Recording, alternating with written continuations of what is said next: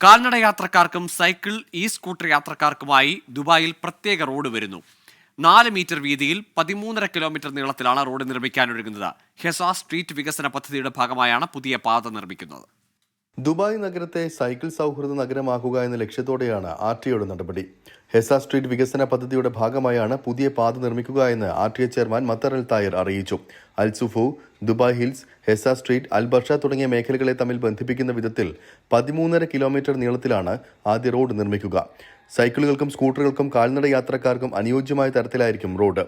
4.5 metre വീതിയാണ് റോഡിനുണ്ടാവുക. ഇതിൽ 2.5 metre cycle scooter യാത്രക്കാർക്കുള്ളതാകും. 2 metre കാൽനട യാത്രക്കാർക്കായി പ്രത്യേകം സജ്ജമാക്കുമെന്നും അധികൃതർ വ്യക്തമാക്കി.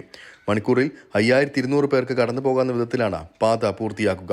വിദ്യാഭ്യാസ കേന്ദ്രങ്ങൾ, വാണിജ്യ കേന്ദ്രങ്ങൾ, താമസ കേന്ദ്രങ്ങൾ തുടങ്ങി 12 മേഖലകളിലൂടെ പാത കടന്നു പോകുമെന്നും ആർടിഎ വ്യക്തമാക്കി. 24 ദുബായ്.